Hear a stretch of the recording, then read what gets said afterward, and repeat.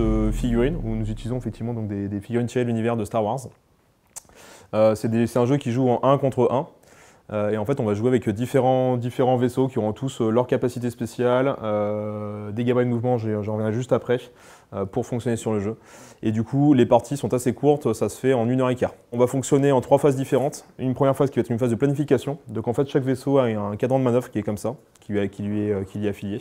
Ce qui va en fait définir sa manière de le jouer. Donc il y a des vaisseaux qui sont plus agiles, d'autres qui ont des capacités spéciales ou des mouvements spéciaux. Voilà. Ça, on va le faire être un peu en mode poker menteur, c'est-à-dire qu'on va définir avec les actions, on va cacher les gabarits, et on va essayer de deviner où l'adversaire va se situer, où l'adversaire va nous amener pour qu'on puisse en fait l'avoir, et si possible, de faire en sorte qu'il puisse ne pas nous voir, parce que c'est un jeu en fait où il y a un système d'angle de vue, et si l'adversaire ne nous voit pas, on peut l'attaquer gratuitement et du coup ne pas recevoir de tir en retour. La deuxième phase qui sera une phase d'activation, donc là en fait on va utiliser des gabarits de mouvement avec donc des valeurs plus ou moins importantes pour chaque vaisseau. On va bouger nos vaisseaux par ordre d'initiative. Donc en fait, on va dire que les plus petits, on va dire les plus faibles commencent pour aller jusqu'au plus fort. Ça, c'est déterminé en fait par le jeu. Il faut savoir que tous les vaisseaux sont équipables de cartes et chaque vaisseau et chaque carte ont des valeurs en points différentes, ce qui permet en fait de créer un escadron et du coup d'avoir un escadron qui lui est propre. Voilà, avec une manière de jouer en plus qui lui est propre. Donc là, par exemple, aujourd'hui, on a 8 joueurs. On a 8 escadrons différents avec 8 manières de jouer différentes. Donc du coup, phase d'activation, on va donc activer ces vaisseaux avec les gabarits comme je l'ai dit.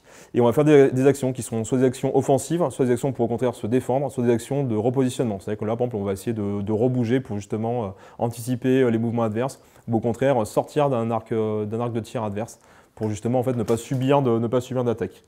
Voilà. Et la troisième phase sera donc une phase beaucoup plus simple avec des GD. Donc il y a les GD rouges qui sont des GD d'attaque et les GD verts qui sont à ce niveau-là. Et là, du coup, forcément, la priorité est à l'attaque. Et le but, c'est d'infliger en fait, le maximum de dommages à l'adversaire. Voilà. Une fois que le vaisseau adverse n'a plus de points de vie, évidemment, on le retire de la table. Et puis, ainsi de suite, jusqu'à ce que mort s'en suive, j'ai envie de dire. La plupart des parties se finissent en fait au chrono, donc se finissent en fait en 1h15. Et dans ces cas-là, en fait, on va calculer les points qui ont été détruits ou les vaisseaux qui ont été amochés contre l'adversaire. Et du coup, ça nous permet donc de définir avec un système de points que j'ai cité juste avant, avec chaque vaisseau est égal à un point, enfin égal à un nombre de points et les améliorations pareilles. Et du coup, avec ces points-là, on va pouvoir calculer et le différentiel fera en sorte qu'il y aura un vainqueur ou un perdant. Actuellement, dans le jeu, il y a 7 factions différentes qui ont toutes leur style de jeu différent. Donc on va reprendre en fait les grandes timelines de Star Wars. En fait, on aura donc les rebelles évidemment, l'Empire galactique avec les vaisseaux de Dark Vador, l'emblématique chasseur TIE. Il y en a sur d'autres tables. Il y a des X-Wing évidemment pour les rebelles. On va retrouver les clones, on va retrouver les séparatistes avec les petits vaisseaux bourrés de droïdes. Voilà, on retrouve également la Résistance et le Nouvel Ordre.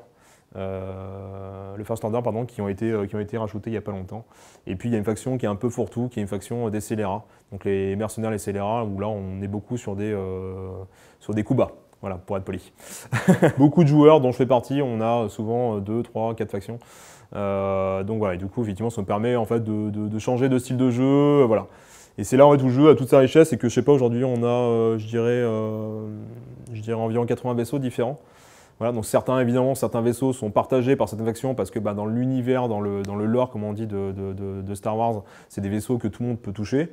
Mais sinon, effectivement, il y a à peu près 80 vaisseaux différents, je pense, actuellement dans le jeu. Il y a des petits vaisseaux qui vont être souvent plus agiles, des vaisseaux moyens, puis des gros vaisseaux qui, au contraire, seront un peu plus résistants.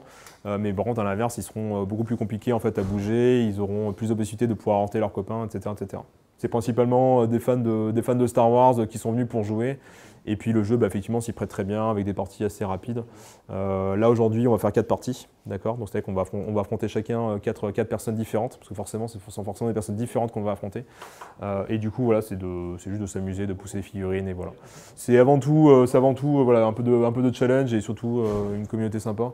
Donc j'avoue que les parties sont en général, même si des fois il y a des explosions de joie ou des énervements, en général ça se passe plutôt bien.